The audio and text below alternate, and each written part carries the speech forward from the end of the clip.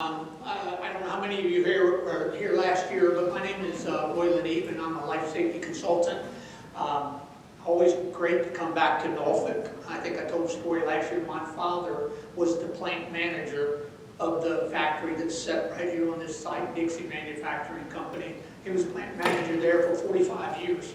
So yeah, it's always good, and he's still living. He's 90 years old, and it's every time I tell him I'm going back to Norfolk, he'll go into the Dixie stories and tell me about the waterfront and how it was back in the early part of his life. So it's always great to come back here. And I grew up in Norfolk, over in the Azalea Garden section, and so I now live in outside of Roanoke, Virginia, near Virginia Tech, and I travel all over the United States, so it's really good to get back here to Virginia.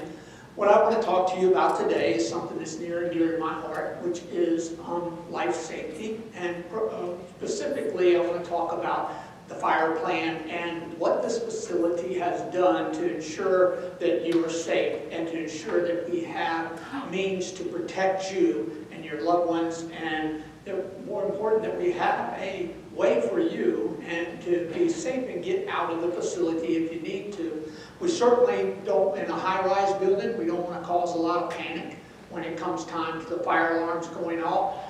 Newer buildings, for about the first 5 years, 6 years, you'll see alarms going off a lot as the building's getting, the fire system's getting to learn the system and to learn all the detectors. There's thousands and thousands and thousands of detectors all through these buildings here, and I'm going to go over a few of those today. I'm going to go over what you need to do if the fire alarm goes off, what you need to do if there's a fire in your apartment or you hear the alarm, and what should we do to make sure that we're safe. So let me go over it. Harbor's Edge has a fire plan, and in this fire plan it should be available to all residents. And this fire plan will deal with not only the river tower, it will also deal with the harbor tower, and then the general area such as this. As you know, the third floor is the largest floor when it comes to occupation of space. A lot of stuff happens here on the third floor, and so to be able to get out and to be safe is something we really want to make sure that you know what to do when that alarm goes off.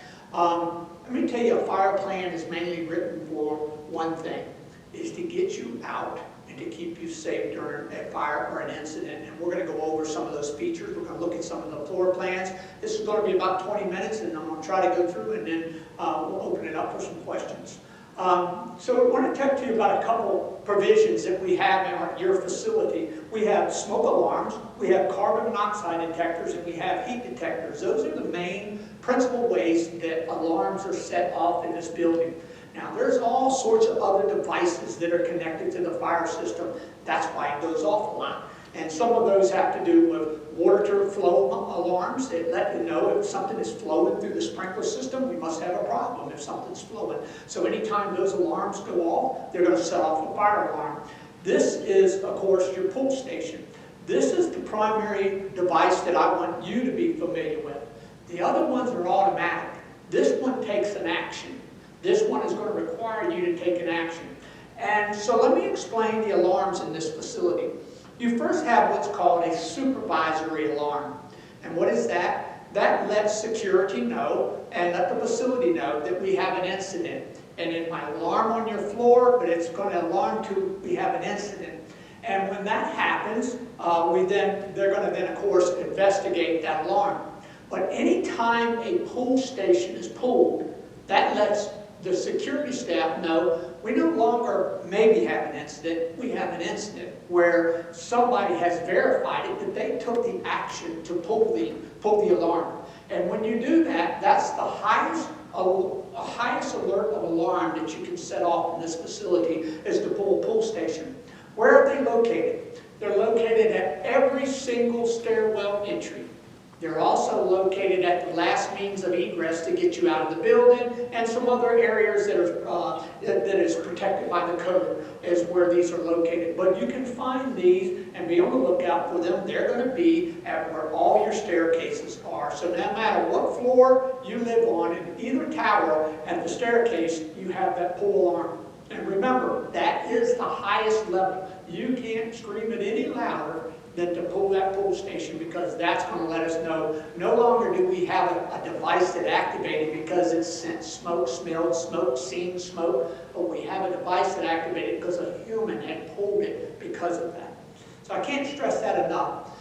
Some very basic things I want to go over with is your exit signs. Pay attention to your exit signs because they're always going to direct you to a path of egress. Now, this whole campus is immense in the amount of floor space, and so because of that, these signs are located everywhere. But I did want to point out one important thing. The little chevrons at the end are going to point you to the direction that you need to go to egress your building, okay? Know this, and I'm sure some of you have already experienced this. As soon as that fire alarm goes off, every elevator is then recalled. You do not have the operation of the elevators when a fire alarm goes off.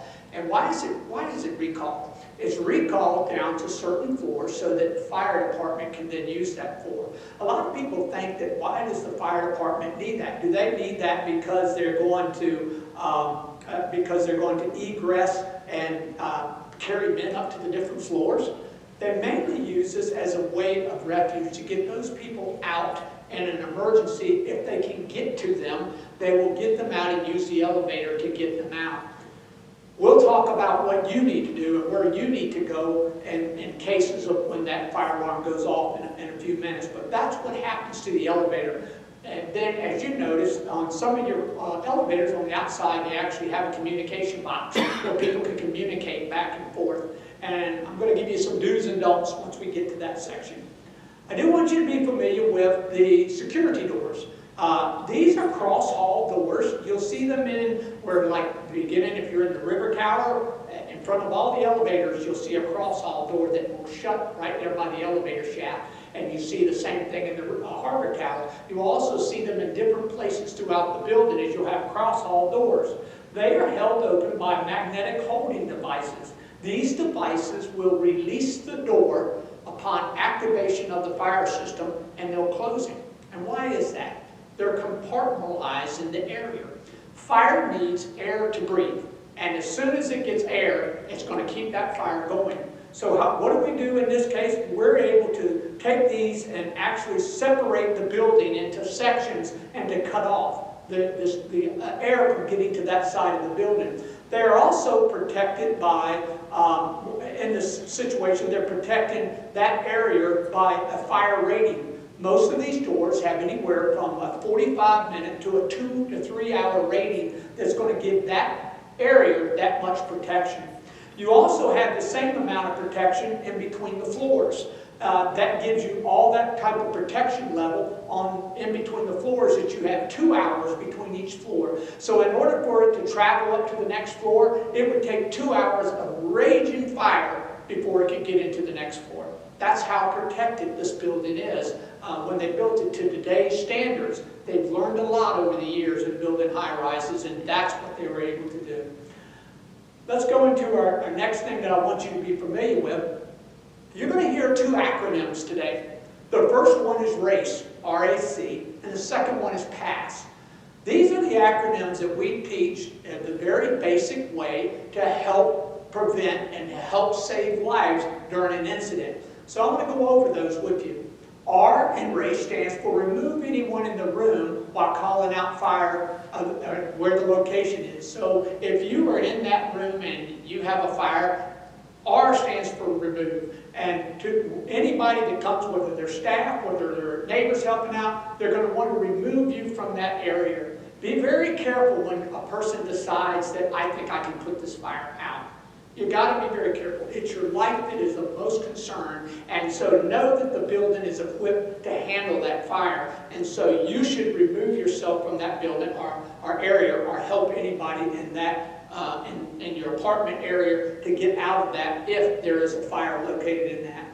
A stands for activation for the fire alarm. Remember, I told you the pull station. This is where you get involved with pulling that pull station. Because now, maybe the sensor hadn't picked it up, maybe there's another issue, but as soon as that alarm gets pulled, it's going to set off a general alarm. Know this, your smoke detector in your apartment will only set off a supervisory alarm, not a general alarm. Reason why? Toasters, ovens, we might burn something on the stove, and because of that, we don't alert the entire building. But know that if it goes off in your unit, it's going straight to security. Know that they're going to then verify whether they do it by telephone or somebody in the area or even call your apartment. That's how they're going to find out, is this an actual emergency that has taken place? But guess what? We just don't leave it up to that step. There's a backup step. And the backup step is, if that smoke gets into the hallway, it will set off a general alarm. Because it says, if it's enough smoke to get into the hallway, we do have a true incident that we need to get into. And that's what happens. It will actually set off that alarm in the hallway, set off a general alarm, and it will bring everybody. So let me tell you, go over to the next part, which is C, which is containment of the fire. You're to close doors. There's not one single thing you can do to fight a fire better than shutting the door. By shutting the door, you're choking off that fire from being able to get what it wants, which is air. That's what it wants more than anything, is air, to be able to keep it going. So you're going to remove yourself or your family or friends from that area. Alarm, set off that general alarm. Contain, now the E stands for two things. Extinguish, and it also stands for evacuate. And we're going to talk about the different levels of evacuation. But we want to extinguish that fire if it's safe to do so. But if it's not, please don't put yourself at harm to do that. Let the building system speak for themselves.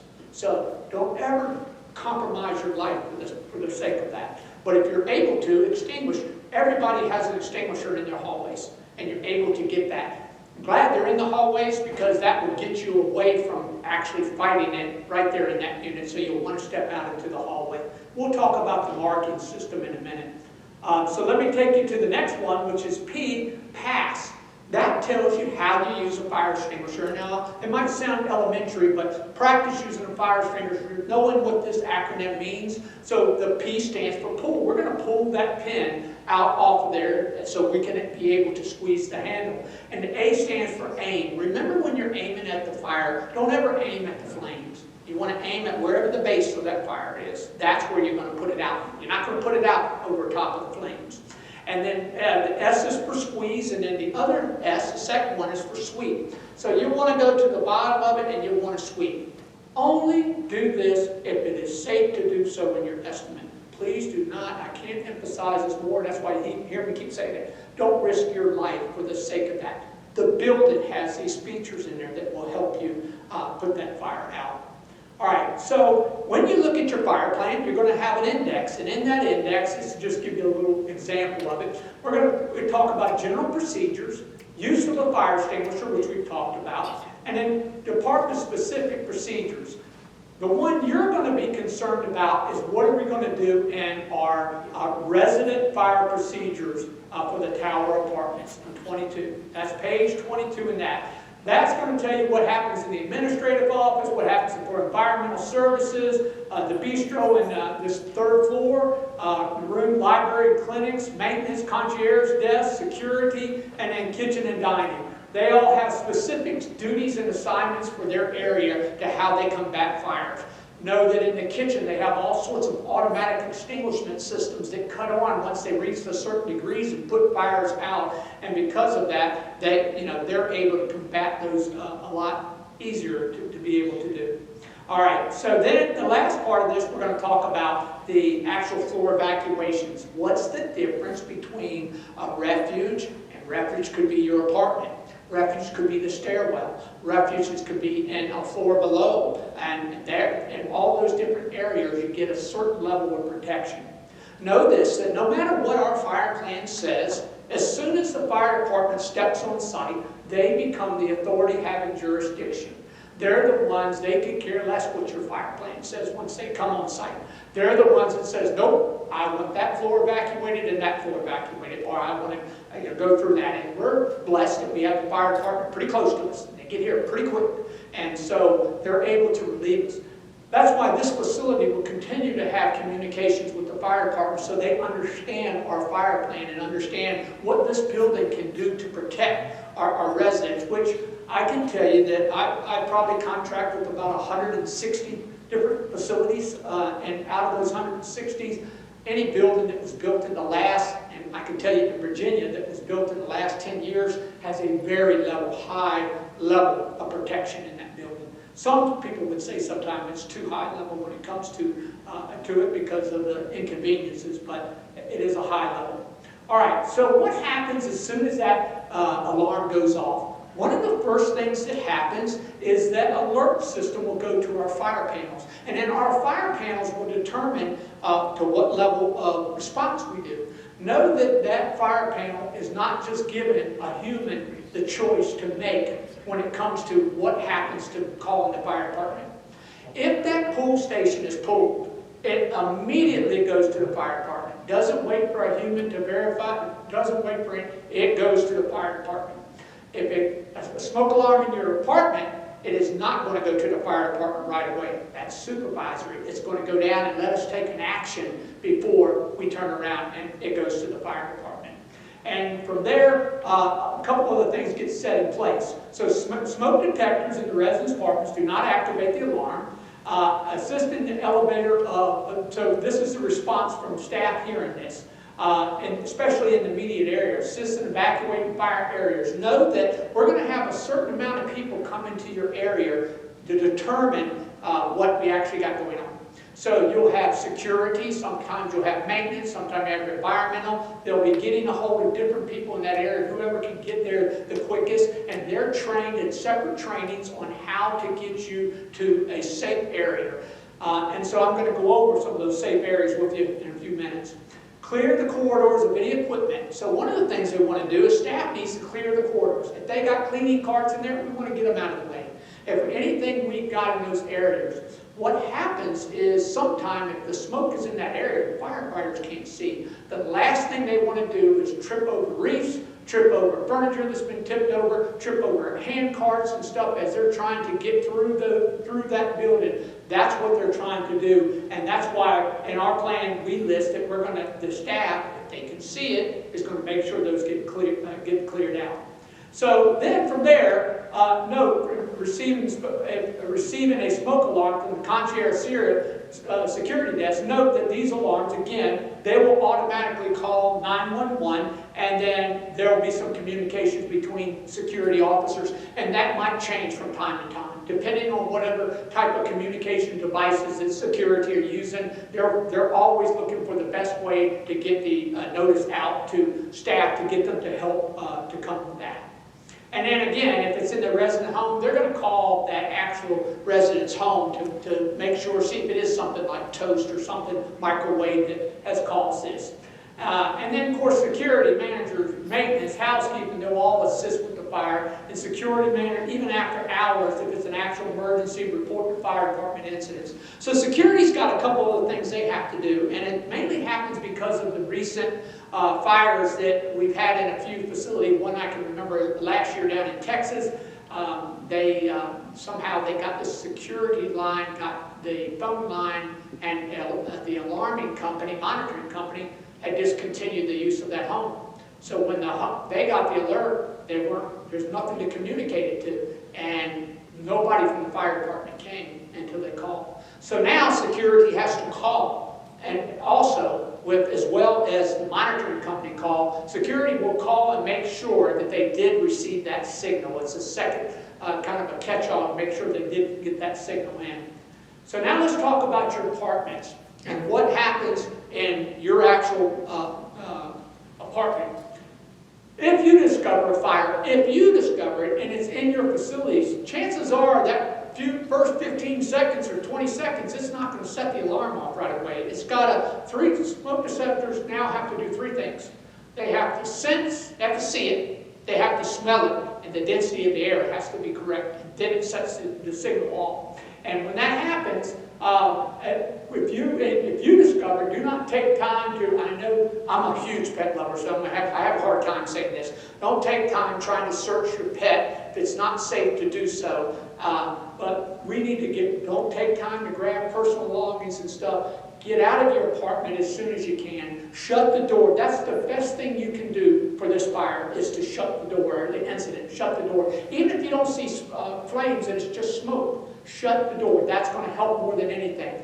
Activate the fire alarm by pulling the pull station located in the corridor at the exit door, and then evacuate using the nearest and safe exit or closure and stairwell. Await the arrival of staff and the following directions. We're going to talk about exiting your apartment here or staying in your apartment here in a few seconds.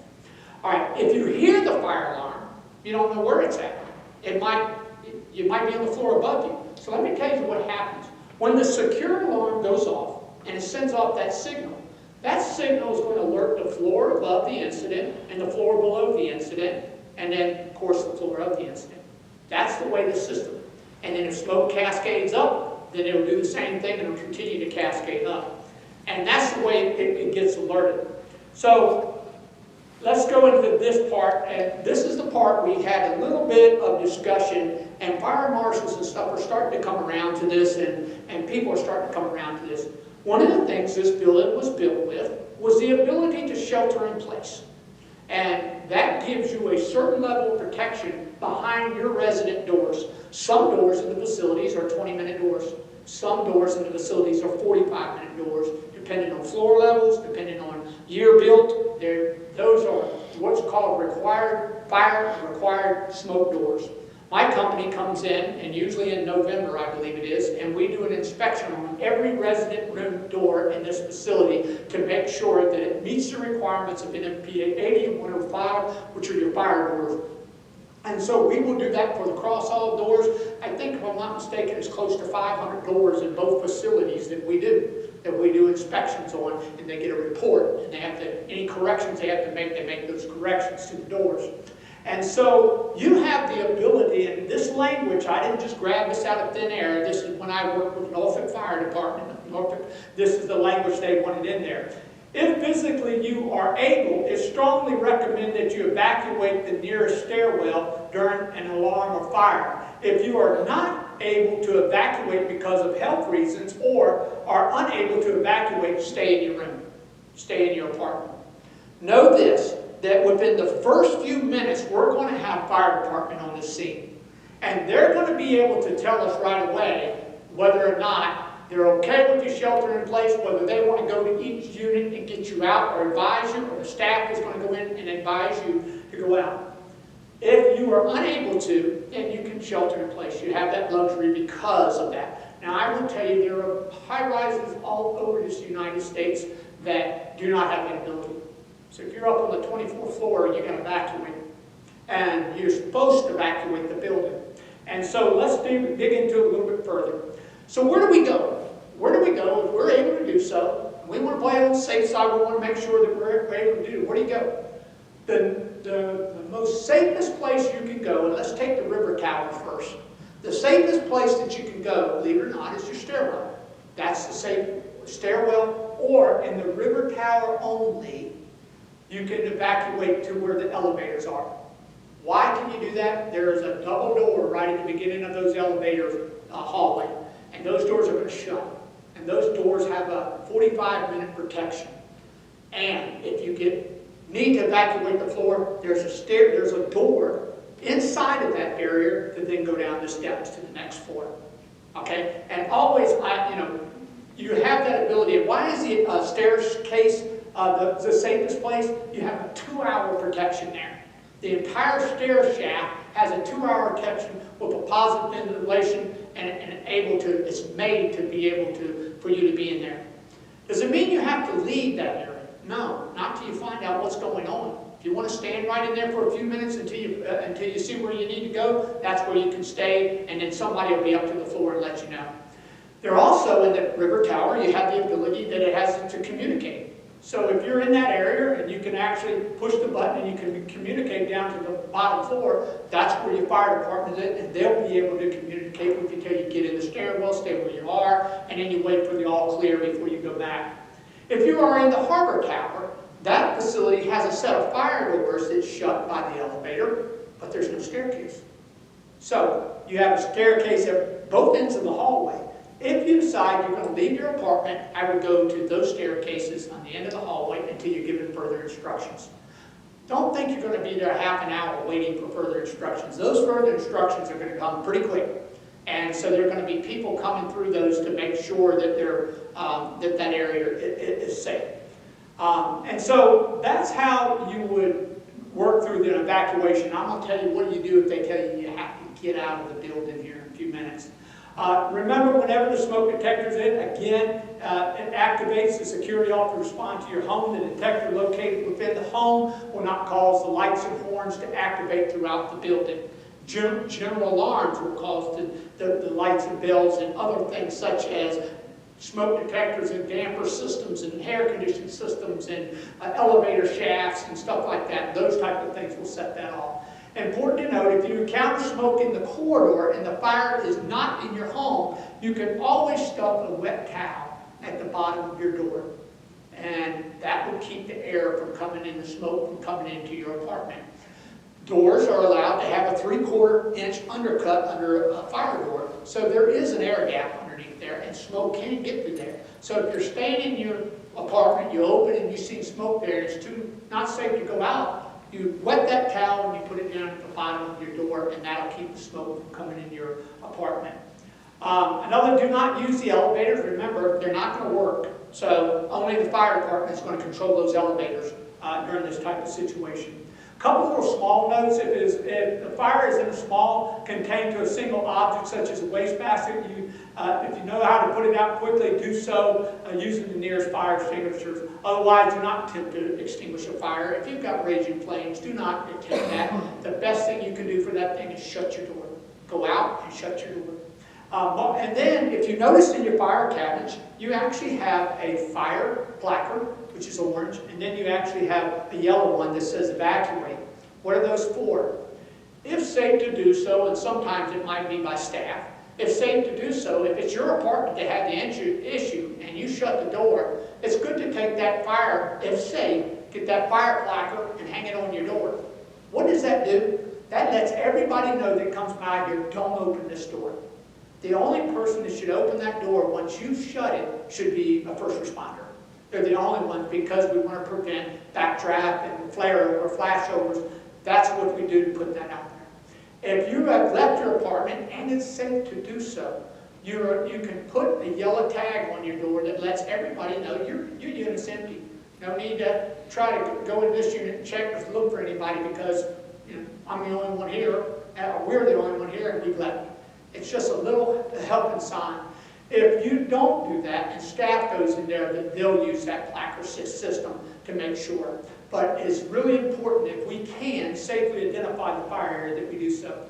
In a rare situation, it may be appropriate to attempt to extinguish fires while the room is occupied. If the room cannot be immediately evacuated, inability to quickly evacuate a bariatric residents from the fire would serve as an example. Know that if we leave you in, if you're in a stairwell, we're going to have staff there with you. If you're in it to protect. As soon as we can get staff up there to be with you, staff will be with you. It will be that communication for you to let you know where you need to go next, or just sit tight. What do we need to do from that point? And then order of the above steps is somewhat flexible. So just remember the evacuation of the room and occupants, or confinement of the fire should be the most priority that we can do. Get the person out and confine that fire by shutting the doors. Okay, extended evacuation, and I'm going to show you some floor plans here in a minute. Let me tell you what the extended evacuation is. Let's say that the fire marshal says, our fire chief says, we need to evacuate the entire building. Very rare that they're going to do that. But if they decide that they need to evacuate, where do we go? So we're going to first start off with the temporary evacuation, or our partial evacuation, which is go to the place of refuge. And then our second time, we've got to leave the building. The third floor is the floor we're going to get off on. Unless you're below this, then you're going to go out the closest exit. Third floor, this is where we go. We're going over to the patio courtyard that's on the other side. So take a look. The staff members will be evacuating apartments on both sides of the fire room, followed by the apartment across from the fire room, and this will be followed by the remaining apartments on that floor. Residents will be moved to the nearest safe exit or closest stairs well. Exception, if you're on the 3rd floor, that area for the kitchen, all this area in the 3rd floor, they should go through the rooftop terrace. And residents and staff will use the rooftop terrace stairwell vertically to evacuate as directed by the fire department. So it doesn't mean you got to go all the way down to the street. We're just going to go to the rooftop terrace. Just move over to the terrace area. And then, if we need to, at the far end of the rooftop terrace, there's another stairwell that then takes you down to the street. And that way you're away from the building. Any residents who are unable to walk downstairs are to be moved in the stairwell where they are to wait for arrival of the fire department for assistant. A staff member is to remain with that resident and reassure them. The staff member is also to instruct another staff member to advise the fire department of the situation. So as soon as we can get these people up to have the communication, we know that communication is the big key to this, to be able to communicate. I know a lot of residents want to know what's happening, what's going on, where's it at, what's all going on. That communication, the facilities continue working on making sure we improve that communication and make sure that we can get that message out. The fire department may order the evacuation of floors above and below the floor of origin, and this will be a fire department decision. And the fire department orders the evacuation of the building. Residents and staff should assemble outside the building in Colley Avenue. So if you're down in this area and he's evacuated it outside of the building completely, then across from Colley Avenue is where we're going to go, and to that parking lot area over there, unless all of a sudden somebody instructs you. By that time, we hope we have people at the different exits that are going to point you where you need to go. Somebody will be on the roof deck that will point you where you need to go, or just sit still. And so there's going to be some fluctuation, and we've got to be prepared to fluctuate according to whatever the fire department orders. And then just some of the other notes. We're going to restrict people from coming in the building during this. Concierge security monitoring entrances will allow anybody, non-staff personnel or emergency to enter the building until the all clear has been given. Visitors waiting or other areas will be escorted to the safe area, and then visitors in public areas. So we're going to do everything we can to make sure that everybody is safe when you're a visitor. We're not going to let other people in the building at this time. Know that in this all clear, once that all clear comes out, we try to get that communication out to you as quick as we can. I do want to show you a couple floor plans that kind of go with the fire plan that we have. So this is, this is Harbor Tower, and this is the 1st floor. You have all these different means to be able to get out. If we're evacuating the building and you're on the lower floor, follow those exit signs. They're going to take you to the safe place, the safest area to get out of that building. If you're on the 3rd floor, if you're in the Harbor Tower building, again, you will see the different staircases that are here and where you get out, and these are just a different path of egress. I do want the 4th through the 17th floor, even though your apartments are different, and the layout, the stairwells are not different. The stairwells are the same no matter what. And so at each one of these stairwells, you're going to have a fire extinguisher, you're going to have a pull station, and then that carries, see that number right there, 2 hours. That carries a 2-hour protection. This is the area that I said I would not go to, because this area has a fire door right here, but there's no other way. So you've made the decision, if you're in this area, that you're going to sit there and wait for the elevators that may or may not be compromised. So you should, if you're in the Harbor Tower, always go to one of these staircases right here. Okay, and then again, on the River Tower, as you know, 1st floor, we've got some exits out from some of the flats to be able to get out. And then same thing for this, as you can see, everybody should know this is the 3rd floor, the largest floor in the whole facility. And from there, there's a lot of stuff going on. But if you have to get out into the roof deck area, then this is the roof deck area. And you can see there is one, that's the garden area. And then there is one staircase that then will carry you down to the side where the Army Corps Engineer building is. Again, this is the 4th floor. Every floor after this kind of is pretty much mirrored the same as far as staircases. But I do want to point this out. So the 5th through the 10th floor, as you can see in this illustration here, that the, let me go pull it up like I want it. So here's your staircase, and you can't see these because of that piece, but there's a set of fire doors right here. But once you get in this area, you do have a way to get into the steps. So if you're in those buildings, hit one of the stairwells, hit that stairwell, or come to the elevator area. That's where you should go if you're leaving your apartment. And then the 11th, and it's the same layout no matter what floor you are above that as far as the staircases are concerned. Okay, what should I think the best things that we should remember here? Remember this, that your pull stations are your #1 way to let you know you really got a apartment. Don't stay in your apartment if there's a fire for the sake of waiting for a phone call from security. You should get out of that apartment and you should pull that pull station. Once that pull station gets unveiled, they're going to know that we've got an incident that's happening there. Remember the word, if you don't remember thing, RACE. R stands for rescue. Get yourself or your loved one or family, get them out of that area of the danger. A stands for alarm. We're going to alarm. We're going to let people know. C stands for the best thing you can fight that fire with, better than a fire extinguisher, is contain. Just contain that fire. And then the E is either we extinguish it or we're going to evacuate to a place of refuge. Okay, questions? Anybody got any questions? Yes, sir. I think you might. Why do the doors have an air gap rather than a sweep underneath them? Okay, that's a good question. So the question was, why does the door gaps have an airspace instead of a sweep underneath them? So when NFPA 80, and try not to get too into the code, NFPA 80 dictates how fire doors are to be managed, how they'll be protected. You're allowed an 1/8 inch gap around the sides and the top, and then you're allowed a 3/4 inch undercut down at the bottom. Sometimes it's been a habit with these sweeps, putting sweeps on there, that they will interfere with the closures more, and that's why NFPA gives you that gap of 3/4 inch because that's the last place that the fire and the smoke's going to travel. Smoke's going to go up first. So it's going to hit this area. So by the time it gets down here, we got a big problem. And so that's why. And because it interferes more than it would actually help.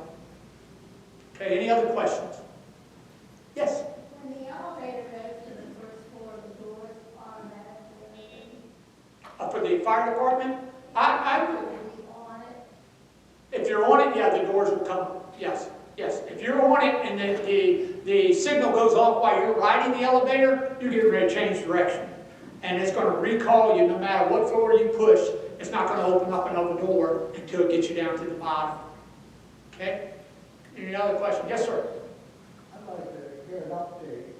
The last time you were here, you made a point of saying that the electric vehicle fire, which burned 3 times Yes, sir. the normal car fire, you're no longer recommending indoor parking or charging for your new clients and new buildings. Yeah, so what has happened, the electric car industry hit everybody by storm. And it hit way quicker than NFPA was willing to deal with it because we didn't have any data. And so that we knew how hot the fire would get. And we knew that once that thing got on fire, that the way to put it out is hard. It's hard to put it out. NFPA and local places still will not take any action on a facility that is already built. They have taken action on new buildings that build, and new buildings will not let electric cars. In some cases, they won't let them within the interior of the parking shell, and the charging stations, they want them on the outside or in an area as close to the front door as you can. But it is not the code standard right now for buildings that are existing. So I know, and I applaud the facility for taking some steps in this. One of the things they do is there is on a fire extinguisher, and believe it or not, there's still some case studies on this too, that are conflicting. Some people show it as not as dangerous as what other people are saying. But the D extinguisher that you have in your facility are hanging up by those charging stations right now, and those D extinguishers fight a battery lithium to coat. There is a problem sometimes because the battery's hard to get to. It's accessed underneath the vehicle, and sometimes they can't get to it. So what are fire departments learning about this right now? Fire departments are told that if you go to a fire where there's an electrical car that's on fire, keep flooding it with as much water as you can. Water will not put it out, but water will cool it down. And so what they do is that electric battery's got to go into what's called thermal overload. Once that goes into that thermal burn, all you can do from that side is try to cool it down, and you can't put it out. And so there has been some promising things with these new blankets that are out now. There's so many, a lot of people are jumping to whatever new fathom item is out today. And they get that, and they say, okay, we're okay. And then they see another study come along, and right now there's so many studies that are contradicting each other. I applaud the fact that we have the de-extinguishers, and it's close enough to the doors to where they can go ahead and flood that fire, flood that area with water. From those steps, I will just tell you that some areas won't let new high-rises be built with electric cars parking underneath. And they're going to have to figure out what they're going to do, because the whole world, a lot of people are going to these electric vehicles, and they're growing and growing and growing. And some of my buildings in Manhattan, they haven't got a big place to park. They just got that building there parking.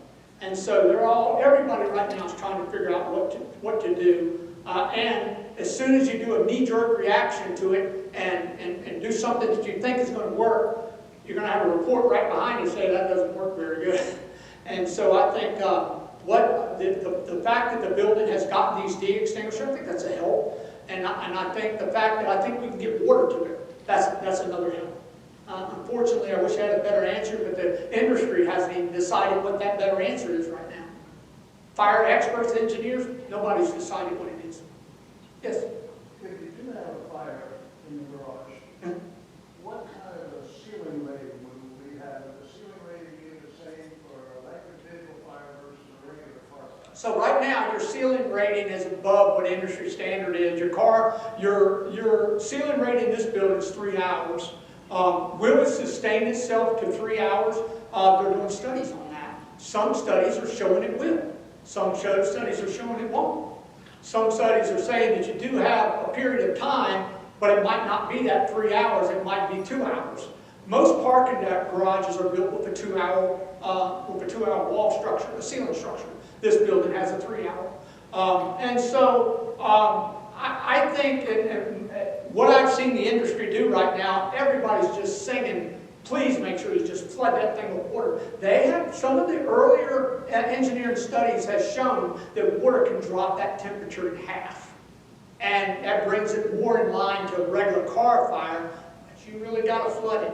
And so I know Norfolk fire departments all over the area, they're training for these incidents so that the breathing apparatuses, they make sure fire departments have the right breathing apparatus, they make sure they can be replaced and changed. A normal vehicle fire before a battery fire before it puts out is generally 15 minutes. From the time it's gone into thermal overload to it burns itself out is 15 minutes. And so we're hoping that with that piece, but I'd love to be able to say, I think that the answer is X, Y, Z, but right now the experts can't even agree. And so I think the steps that the facility has taken here so far are really good.